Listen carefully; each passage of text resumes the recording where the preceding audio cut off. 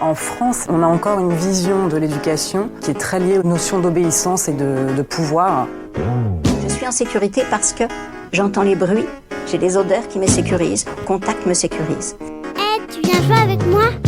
Ça remet en cause évidemment l'éducation qu'on a reçue. Voilà, alors on fait pas ces sacrifices pour toi. Donc en fait, il faut poser un autre regard sur l'enfant, si je comprends bien. Ouais, d'accord. Mais dans la pratique, moi, je suis complètement perdue.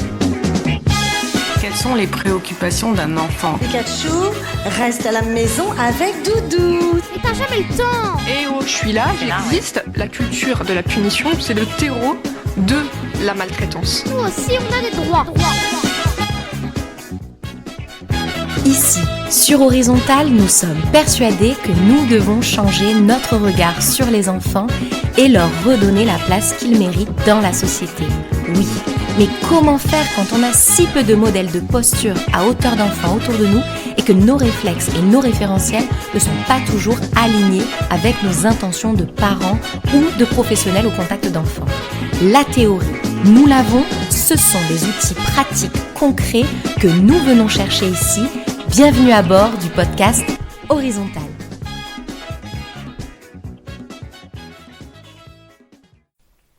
Bonjour Patrice. Bonjour Charlène. C'est trop rigolo.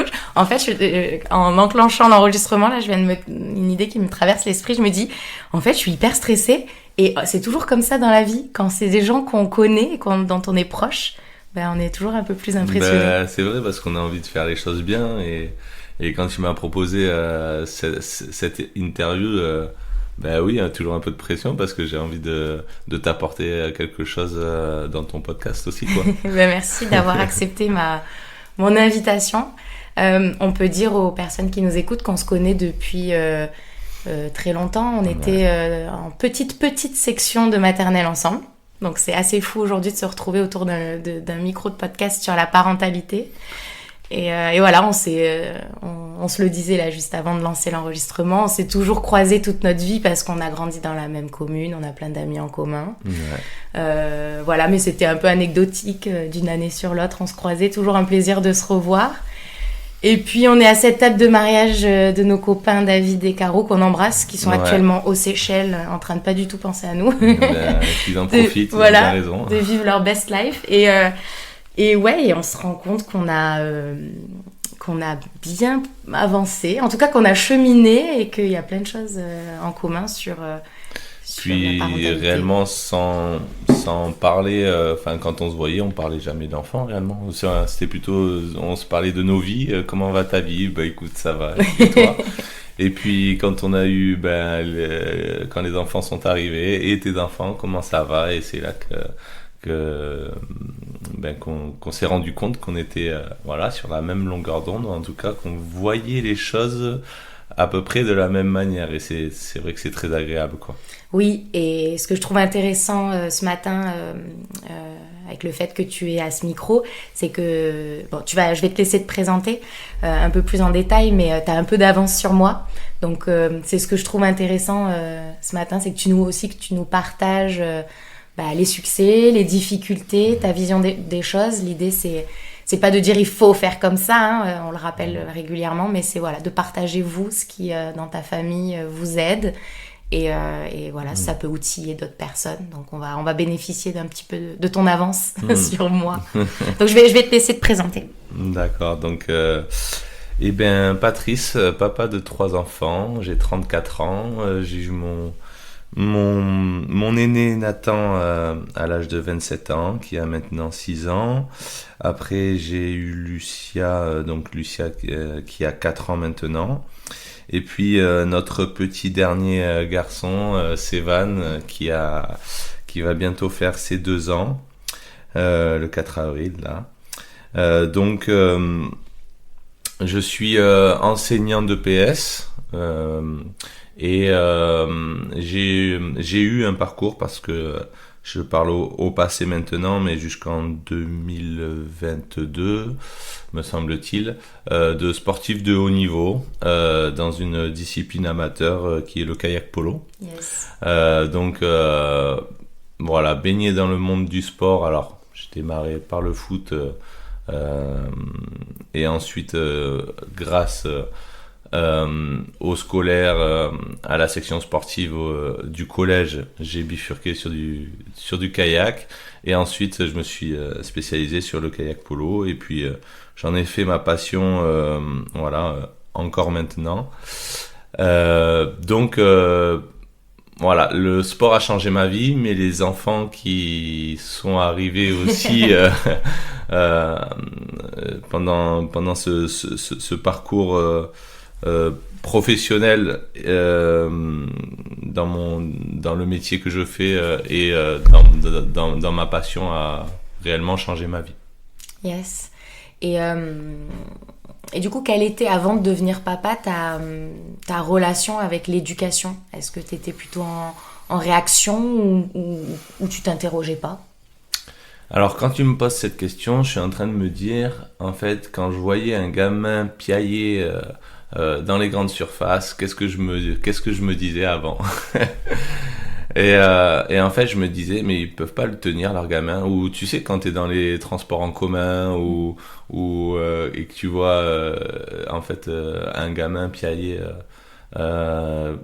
sans cesse, bah tu te dis, mais franchement, c'est quoi ces parents, ils tiennent pas leur gosse, etc. Enfin, et en fait, c'est juste que toi, t'as envie d'être tranquille et que en fait. J'ai l'impression d'avoir reçu dans mon éducation quelque chose de la sorte de quand t'es enfant, tu déranges pas les adultes. Voilà, ça fait partie de la politesse, ça fait partie du savoir-vivre. Et du coup, j'ai l'impression que j'avais cette vision-là un petit peu de me dire, mais moi quand j'aurai des enfants, non, ils vont pas déranger, quoi. Enfin, c'était, je pense que c'était un peu dans de l'autoritarisme, quoi. C'est ce qu'on a reçu, c'est ce qu'on nous a expliqué aussi. C'était comme ça parce que c'est les attentes qu'on doit avoir vers les enfants. Et puis en parallèle, c'est vrai que on le reçoit. Enfin, moi, je pense l'avoir reçu. C'est pas je pense, je l'ai reçu dans mon enfance, mais aussi au sein du système scolaire. C'est-à-dire que à la fois chez toi, on te demande d'être silencieux, mais à l'école, parce que tu vis en communauté aussi, avec d'autres individus, voilà, tu te dois d'être silencieux. Donc en fait, t'as ces instants récréatifs où t'en profites, tu cries, tu cours dans tous les sens, mais voilà, peut-être un peu cette impression de te demander souvent de te faire petit d'un certain côté, peut-être. Ouais.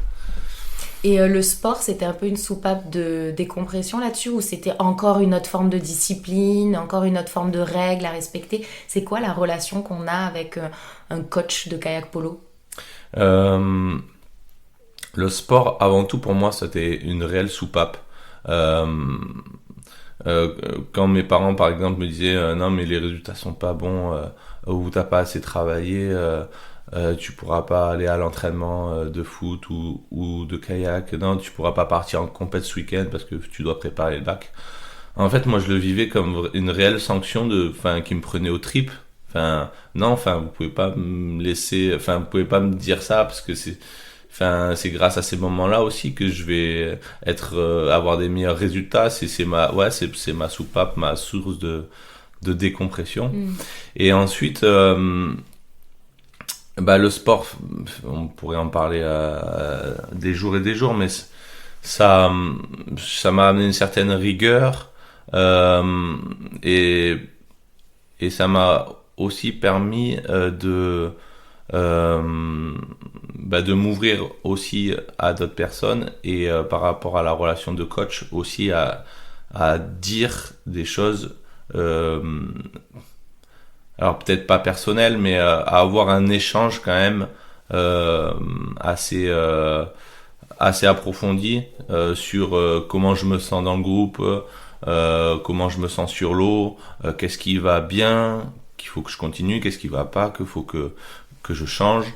Et donc voilà, c'est cette notion d'échange pour moi et de vivre ensemble, ça m'a fait évoluer, quoi. Oui, il y avait un espace pour exprimer ses sentiments qu'on n'avait pas forcément à la maison, quoi. Oui, ou on peut dire que c'était d'autres sentiments. Il y avait cet espace à la maison de temps à autre, mais en tout cas, là tu parlais c'était d'autres sentiments, d'autres choses que tu pouvais parler aussi dans le monde sportif, quoi. Oui, tu n'aurais pas partagé la même chose avec tes parents si tu avais parlé de tes sentiments, voilà. Ce que tu avais besoin d'exprimer dans ton groupe de sport. Ok. Cool. Et donc, du coup, comment ça se passe ta transition d'adulte qui pense que les enfants ne doivent pas déranger trop dans le supermarché et finalement se dire, si finalement je leur faisais un peu de place, quoi. Comment tu as transité? C'est quoi le chemin que tu as emprunté? Eh ben, le chemin, dans un premier temps, il a été de se rendre compte de qu'est-ce que c'est d'avoir des enfants, déjà. Qu'est-ce que ça procure en toi, au plus profond de toi, et aussi dans ton aspect physique et oui, l'aspect fatigue. Il y a un côté multifactoriel qui est arrivé parce que je pense que en fait je me sentais tout simplement, de par ma personnalité, incapable de brider mon fils, incapable de lui dire en public, devant les autres, de lui parler, de mal lui parler ou de le gronder devant les autres, de lui faire perdre la face devant les autres, de le mettre en honte devant les autres, tu vois. Alors, t'as ressenti ça en te disant, en fait, peut-être que c'est ton toi intérieur qui s'est réveillé en mode, mais attends, mais moi je me souviens de ces situations quand j'étais enfant, et là, si je le gronde devant tout le monde, il va se sentir humilié. C'est peut-être des choses que t'avais en toi qui se sont un peu réveillées, ou de trucs de... j'ai le souvenir de cette situation et en fait j'ai pas envie de la reproduire. Je crois que c'est plutôt ça, ce souvenir de parents qui effectivement grondaient leurs enfants en public, quitte à même les chahuter, quoi. Quand moi j'étais ado ou quand j'étais gamin, j'étais un peu toujours choqué sur la réaction de me dire, mais waouh, attends, c'était assez... pour moi, en fait, ça me touchait. Alors, autant, c'était ma sensibilité, mais... Et après, Nathan est arrivé, on s'est beaucoup... on a beaucoup lu avec Nadège sur un petit peu...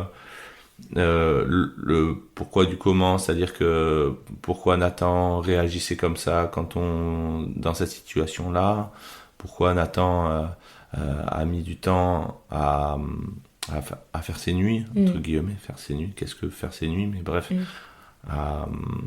avoir un peu de stabilité pendant ses nuits. Et ensuite, je crois que c'était aussi de rechercher quel enfant on a, tu vois, dans son... Donc qui il est, en fait. De le comprendre. C'est il y avait des choses, mais pourquoi il réagit comme ça? Allez, go, on a envie de savoir pourquoi notre enfant il réagit comme ça. Et le fait d'essayer de comprendre pourquoi il réagit comme ça, ça permettait aussi de nous armer et de nous dire, mais en fait on va pas faire comme ça, parce que s'il réagit comme ça, on doit faire autrement.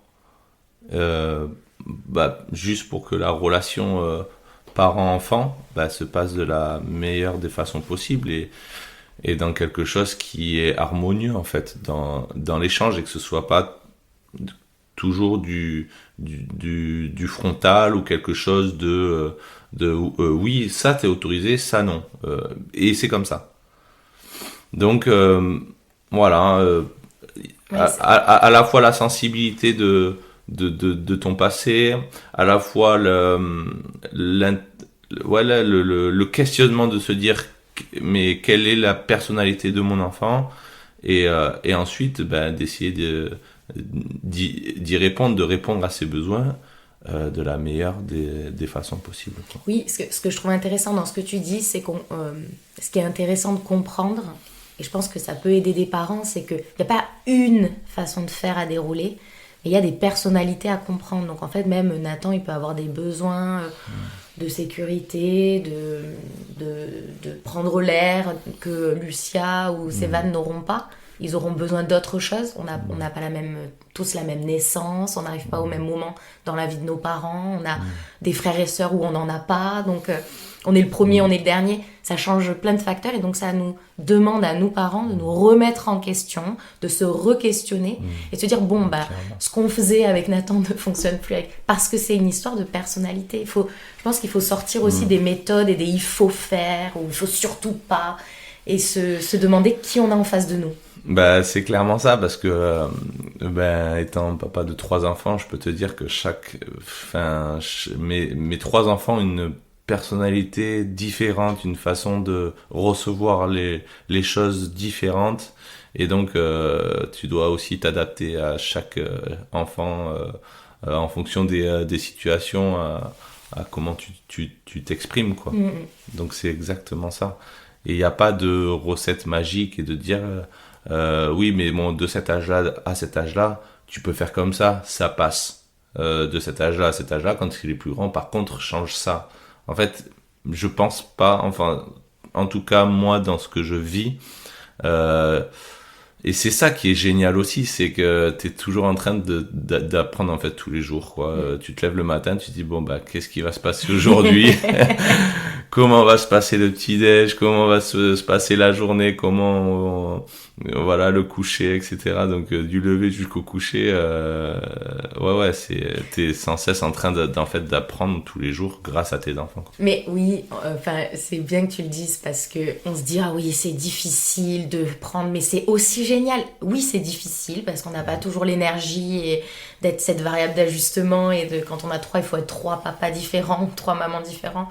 Mais c'est génial aussi de le regarder comme une opportunité de se challenger soi-même, de s'adoucir ou de développer des compétences qu'on n'aurait pas activées si on se posait pas ces questions-là. Donc on peut choisir de le regarder comme ça aussi, de se dire que c'est génial. Ah oui, c'est clair, mais c'est pas tous les jours facile, loin de là. Parce que effectivement, moi je suis de ceux qui pensent que les enfants, ça te change, ça te fait ressurgir des choses en toi qui étaient bien enfouies, où tu pensais que ça appartenait au passé, mais en fait ils savent très bien là où faut appuyer de façon inconsciente, mais ils peuvent te faire basculer dans tes retranchements, quoi. Et les enfants, c'est exceptionnel dans le sens où ça te fait toi avancer. Moi, en tant que père, rien de plus que mes enfants m'ont fait évoluer, en fait. C'est ça. Même le sport, ça a été génial. Je fais 10 ans de sport de haut niveau, mais même ça, ça n'a rien à voir par rapport à avoir des enfants, mais même dans la fatigue, même dans le... après, c'est autre chose, mais... oui, ça t'a challengé différemment. Ouais, et vraiment, justement, quand tu dis c'est pas tous les jours facile, est-ce que tu peux partager avec nous une situation ou un fait ou... ce qui te challenge le plus dans ces choix de posture? Quand est-ce que tu te retrouves en difficulté de prendre en considération la personnalité, les besoins? Là, tu te dis, là c'est dur pour moi, quoi. Il y a plusieurs choses. J'ai envie de te dire, la première chose pour moi, qu'est-ce qui me challenge, mes difficultés, sont que je pense être une personne...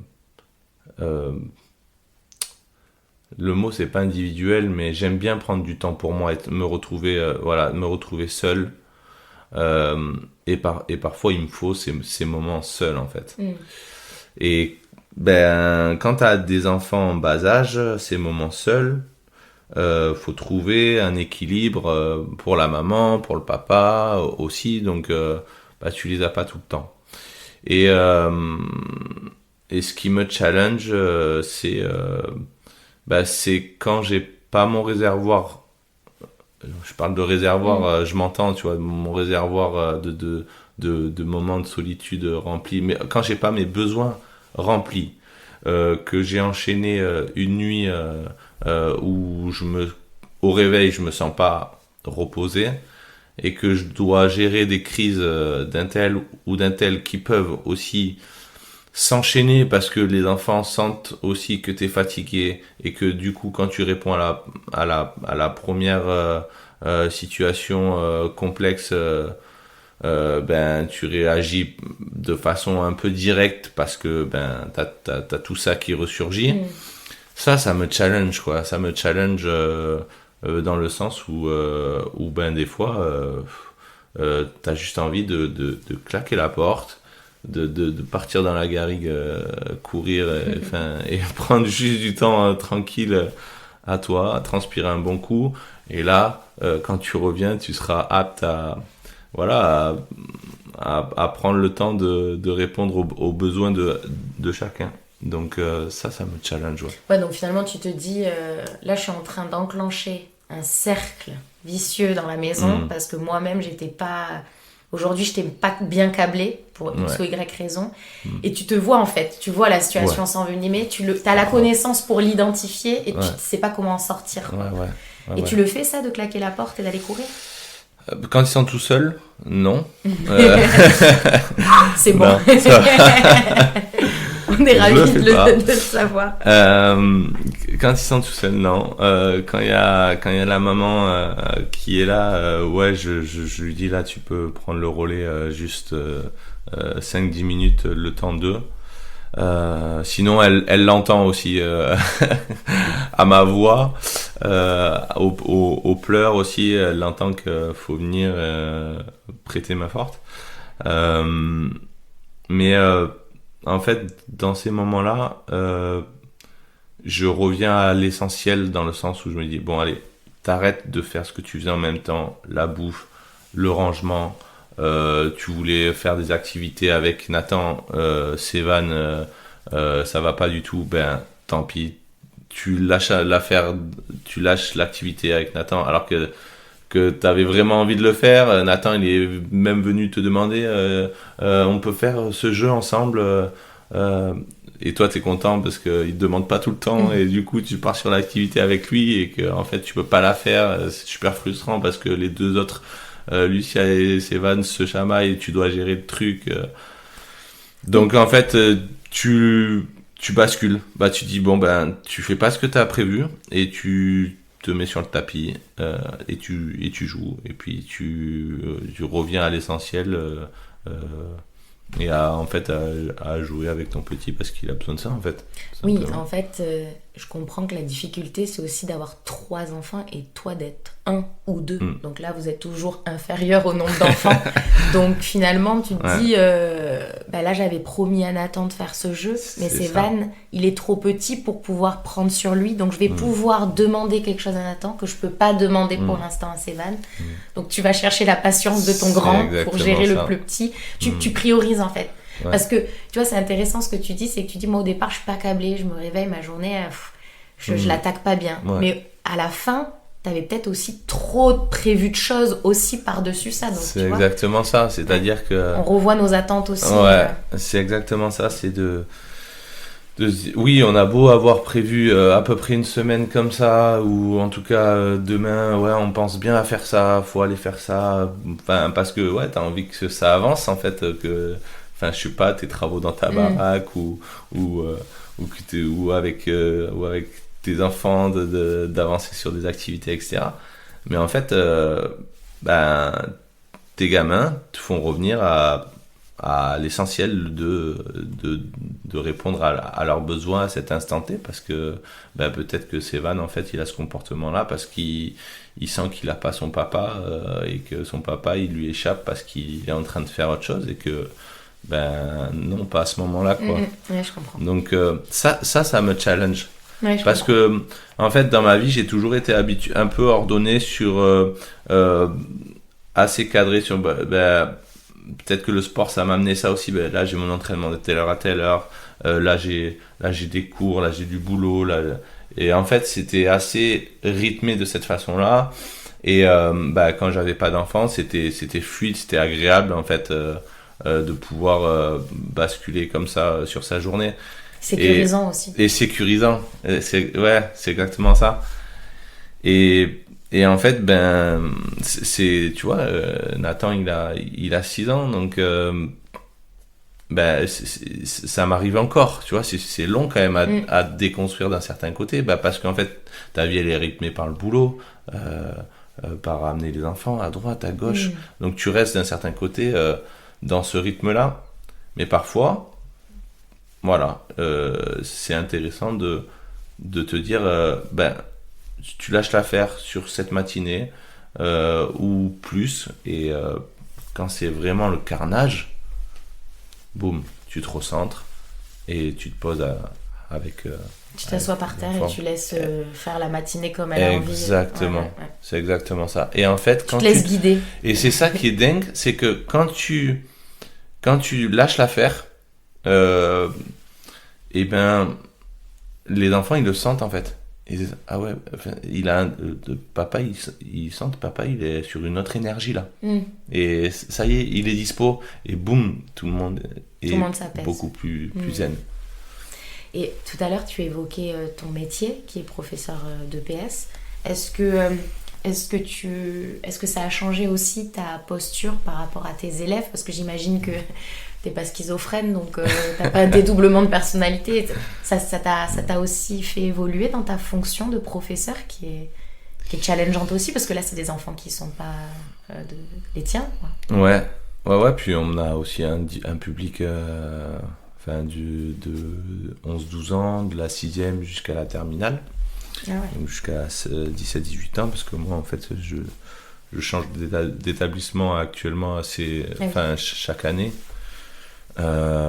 donc c'est super enrichissant parce que je bosse dans différents établissements, donc différentes équipes, différents collègues, donc je découvre à chaque fois les façons de fonctionner de chacun.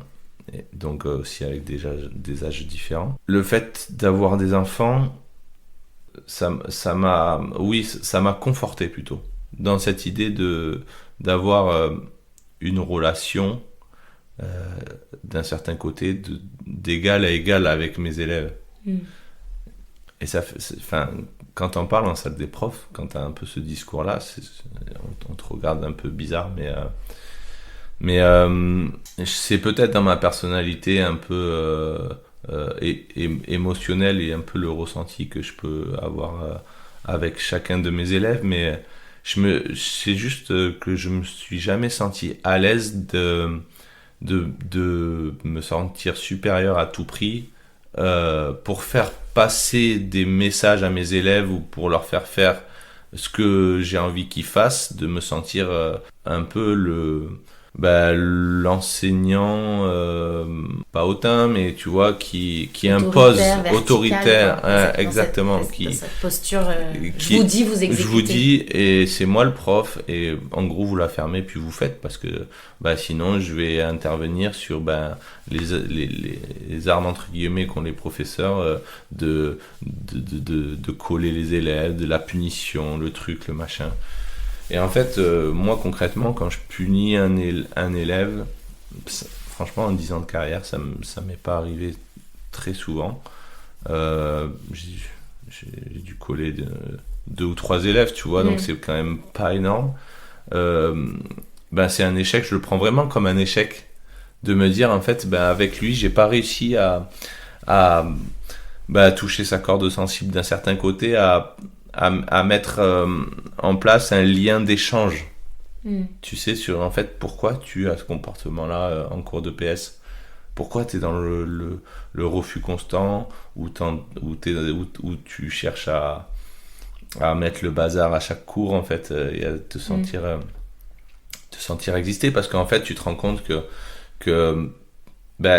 les réactions des élèves sont souvent similaires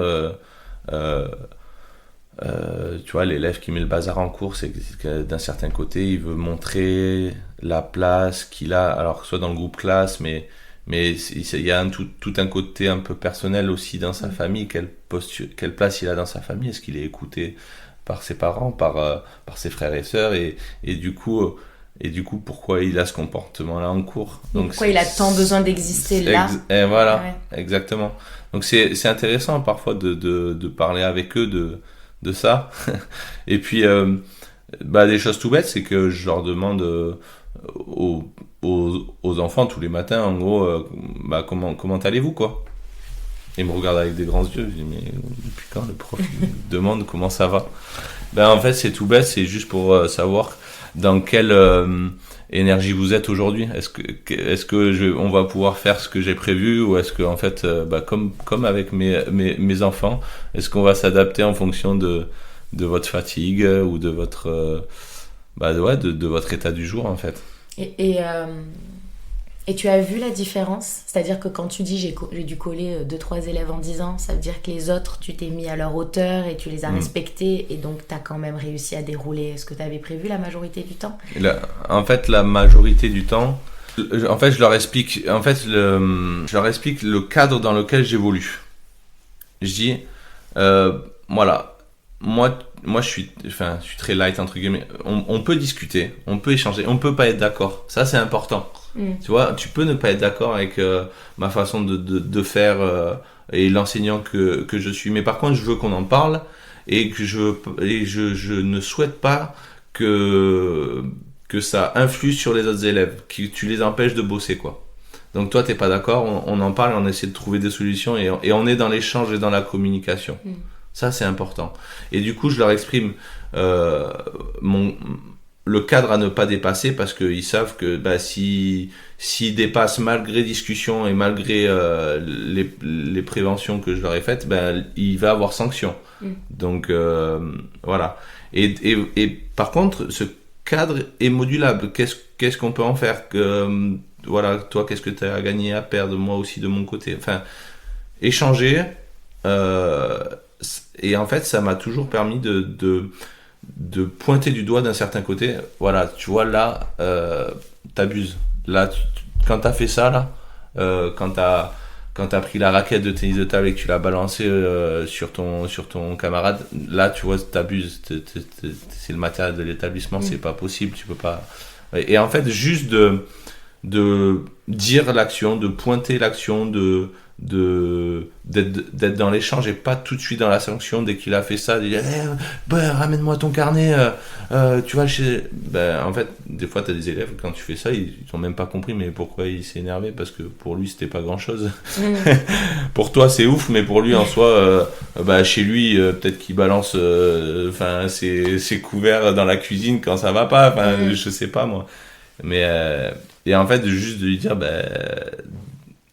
là t'as enfreint le cadre que je t'avais exposé. Ok monsieur, c'est bon, j'ai compris, quoi. C'est comme ça que ça se passe la plupart du temps. Ils sont contents que tu leur aies... ils disent ok, je le referai plus, et ils apprécient en fait que tu les... comment dire, tu les étiquettes pas tout de suite. Ouais. Alors il y a des élèves, c'est plus ou moins long. Il y a certaines... Il faut de la patience aussi, ça va pas se faire d'un cours à l'autre. Mais je pense qu'ils apprécient l'enseignant qui prévient et qui échange, en fait, qui d'un certain côté, j'ai cette impression que c'est donnant dans je me livre à toi parce que tu m'as rendu mal à l'aise. Des fois je dis à des élèves, je leur dis mais là tu me fais perdre la face devant les autres. Concrètement, on est en demi-fond, tout le monde s'arrache et transpire pour avoir la meilleure performance possible, et toi tu lâches l'affaire comme ça, juste parce que t'es fatigué, alors que tout le monde est fatigué, mais moi j'étais là à les motiver, et du coup si toi tu fais pas, pourquoi les autres feraient aussi, alors qu'ils sont tout autant fatigués, tu vois ce que je dis. Et là tu me fais perdre la face, là j'ai plus de crédibilité si je te dis que tu peux t'arrêter et que tu peux arrêter le cours en soi. Voilà, c'est des exemples comme ça. Mais je trouve que dans cette approche-là, ce que tu permets à l'enfant, à l'adolescent, c'est de lire les réactions des adultes, parce que ils s'imaginent peut-être pas ça. Eux, ils voient leurs besoins. Là, je suis crevée, j'en ai marre, et pourquoi je fais ça Bon, voilà. Et il sort du cours, et en fait, peut-être que sur le moment, tu vas lui dire ça, il va faire... Mais ça plante une graine dans sa tête de se dire, bah ouais, j'appartiens à un groupe, mon prof, il arrive avec une intention. En fait, j'ai des répercussions sur les personnes qui m'entourent, et je trouve que c'est intéressant de leur donner une grille de lecture pour comprendre les adultes. C'est un monde qu'ils connaissent pas, ils ont jamais été adultes.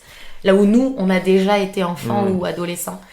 Donc, c'est intéressant. Même, j'irais même plus loin, c'est que on t'apprend pas à comprendre les adultes. On t'apprend à respecter l'adulte. Quoi qu'il arrive, quoi qu'il dise. Et dans le système scolaire, parfois il y a besoin qu'on soit bien d'accord de cette autorité, et il la faut. Mais d'un certain côté, j'ai l'impression que on se détache avec cette autorité-là qui nous est donnée parce que tu es enseignant, et de fait, tu es tu es considéré comme supérieur à tes élèves ou à l'enfant, entre guillemets. Et du coup, j'ai l'impression que ça te détache en fait du lien qui pourrait se créer avec tes élèves. Oui, la posture coupe tout de suite la corde qu'il pourrait y avoir entre l'élève et l'enseignant. Et tu l'as vécu, ça, de se dire en septembre, celui-là, ou cette personne, cet enfant, ça va être... Enfin, le lien, il n'est pas du tout... la corde, elle est pas... On n'est pas à l'aube de la créer. Et de se dire en fin d'année, on a une super relation. Et tu vois que qu'il en est content, lui aussi, ou elle aussi. Ben, clairement, on va dire que les premiers temps, les découvertes des nouveaux élèves chaque rentrée, c'est toujours un peu particulier parce que ils me découvrent, je les découvre, et c'est pas nécessairement des fonctionnements qu'ils ont l'habitude de connaître. Et j'ai envie de te dire que à chaque fois à la fin de l'année, quand j'ai des élèves qui me disent j'espère qu'on vous aura l'année prochaine, etc., c'est gratifiant. Ça veut dire d'un certain côté qu'ils ont apprécié d'être avec toi sur les cours de PS, et que outre l'activité physique et sportive, t'amènes aussi d'autres visions de la relation humaine. Je crois que c'est ça aussi que j'adore dans mon travail, c'est que outre l'activité sportive, c'est la relation humaine. Tous les matins, en fait, je vais au boulot et je me dis, en fait, comment vont être mes élèves, et tous les jours c'est différent. Et c'est ça qui est fatigant. Fatigant, ça c'est sûr, mais super sympa. Super intéressant. C'est bien. Et est-ce que tu arrives avec tes collègues à les embarquer? Ils le voient en fait ton travail, parce que bon, il y a beaucoup de monde qui est réticent à ce qu'on sorte de cette posture autoritaire un peu primaire de base, mais en t'observant, en voyant le travail, que tu déroules finalement les cours, que ça se passe bien et que t'as pas de problématique particulière, ils ont pas envie de s'inscrire là-dedans. Ils se disent pas, j'ai peut-être un intérêt à regarder ce qui se passe de ce côté-là. Pas nécessairement, parce que chez eux aussi, l'autoritarisme fonctionne aussi, d'un certain côté. Mais par contre, quand ça va au clash, ça va fort. Quand des élèves vraiment rentrent pas dans ce cadre d'un certain côté de hiérarchie entre la posture de l'enseignant et puis l'élève, ça va loin, quoi. Ouais, c'est tout de suite là qu'on voit la différence, c'est que ça peut aller très très loin, là où ça aurait peut-être pu s'arrêter un peu plus tôt avec toi. Mais après, il y a des collègues qui se sentent bien dans cette façon de travailler là, donc j'ai envie de te dire, si ça leur correspond, c'est leur façon de fonctionner. Donc à vrai dire, je sais pas trop si j'ai pas eu d'échange concrètement Ils sont pas- ouais, ils en ont pas parlé avec avec d'autres collègues, Mm. voilà, sur comment tu abordes la relation avec les élèves. De moi, ce que j'en observe, c'est que on reste quand même sur des schémas assez classiques de vous asseyez, vous vous taisez et vous faites ce que je vous dis, et puis ça se passera comme ça cette année, quoi. Alors j'ai vécu une chose dans un bahut. J'ai eu affaire à une enseignante, pour le coup de français, une ancienne psychologue, me semble-t-il, qui proposait au travers du rectorat une formation sur le bien-être au collège. Et en fait, autant te dire que quand j'ai entendu parler de cette formation, j'ai levé le doigt direct. Et en fait, c'était, elle développait un peu elle développait le fait que essayer de développer le bien-être des élèves au collège au travers de leur du positif, en fait, de leur force, de qu'est-ce qu'ils avaient de bien à mettre au service du commun, en fait, à mettre au service du groupe classe. Et tu vois, c'était aussi comment gérer ses émotions, comment gérer ses relations, comment gérer ses moments de stress sur un devoir, comment tu gères ton stress, avoir conscience de soi, développer son empathie. Mais du coup, c'était une formation à c'est destination des enseignants ou des élèves? Donc du coup, c'était une formation à destination des enseignants. D'accord. C'était à destination Pour que vous des puissiez enseignants. vous concentrer sur les qualités de vos élèves et pas les défauts. Par exemple, Ouais. L'élève qui a un comportement inapproprié, il a peut-être aussi d'autres qualités Ouais. qu'il faudrait mettre en lumière. Et aussi se rendre compte que, en fait, quand un groupe classe arrive à bien vivre ensemble, il acquiert plus facilement et plus rapidement des connaissances, des compétences, sur toute l'année, en fait. Le climat de la classe et le climat scolaire engendre de fait des apprentissages accélérés, en fait, parce que en cours ça se passe bien, et du coup les savoirs Ils sont dispo, quoi. et ils sont dispo. C'est ça. Intéressant. Donc c'est c'était génial, cette formation. c'était super. Voilà, tu vois, rien que de prendre en considération par exemple un élève qui va pas bien ce matin, t'as des élèves qui vont aller le voir et peut-être lui demander pourquoi, qu'est-ce qui va pas, tu vois, être un peu dans l'empathie de quand je vois un camarade qui va pas bien, plutôt que peut-être faire semblant toute la journée de pas le voir, aller lui poser une question réconfortante, parce que comme je te disais, on en entend parler dans les faits divers, malheureusement, mais on a quand même des adolescents et des enfants qui sont de moins en moins bien, semblerait-il, dans leur peau. Il y a des taux de suicide quand même qui sont en augmentation, et en plus avec les réseaux sociaux, si t'acquiers pas un minimum d'empathie et de façon d'être avec les autres, tu peux rapidement dévier, parce que y a beaucoup de groupes WhatsApp, chaque classe a son groupe WhatsApp, etc. Et donc du coup, tu peux balancer des choses de par chez toi, tranquille, t'es chez toi, tu vas balancer sur ton camarade, et ça peut prendre des proportions immenses, parce que t'as plus besoin de dire les choses en face.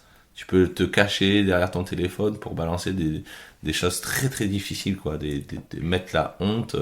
Ouais, je trouve intéressant dans ce que tu dis, c'est que au lieu de dire les réseaux sociaux c'est de la merde, on les enlève, on peut aussi se dire non, faut juste développons de nouvelles compétences pour vivre avec ces nouveaux outils, et apprenons à nos enfants à se préoccuper de l'impact de leurs mots sur les autres, parce que ce qui peut être innocent et juste une boutade peut être perçu comme un couteau dans le cœur pour certains. Donc, en fait, c'est peut-être, aller chercher comment on développe de nouvelles compétences. On leur fait voir plus loin que ce qu'on avait besoin de le faire avant, parce qu'il y avait moins d'outils, où ça se faisait différemment, et peut-être on était un peu plus protégés. Donc, ouais. Ok. Donc voilà, c'était super intéressant. Cool. Ouais. Pour clôturer notre échange, Patrice, qui d'après toi serait intéressant que j'invite à mon micro ? Qui aurait plein d'outils à partager. Tu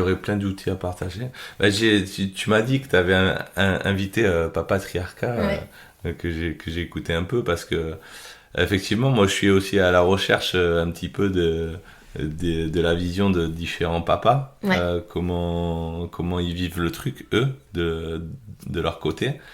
Parce que j'ai l'impression que le papa nouvelle génération arrive, en fait. Il y a de plus en plus quand même, quand je vois à droite à gauche de papas qui veulent être présents pour leur enfant et partager plus de choses qu'auparavant avec leurs enfants. Donc je dirais, j'ai pas de nom en tête comme ça, mais j'aimerais bien entendre des hommes. Voilà. Yes, j'y travaille. Ouais, mais oui, et je trouve que vous avez un rôle hyper important dans tout le virage que j'espère qui se prend progressivement. Ouais. Enfin, j'ai à cœur d'inviter des papas à ce micro, et t'es le premier, donc c'est cool, c'est cool que ce soit toi. Avec plaisir. Bon, chouette. Merci beaucoup d'avoir partagé tout ça avec nous. Avec plaisir, Charlène. À bientôt. Merci, ciao. Merci. Vous venez d'écouter Horizontal, le nouveau podcast qui déverticalise les relations adultes-enfants. Si cet épisode vous a plu, n'hésitez pas à le partager autour de vous et à vous abonner sur la plateforme d'écoute. C'est le meilleur moyen de soutenir ce projet. Si vous souhaitez venir partager votre expérience, contactez-moi sur la page Instagram. Je vous remercie infiniment pour votre soutien et je vous souhaite beaucoup de douceur avec vos enfants.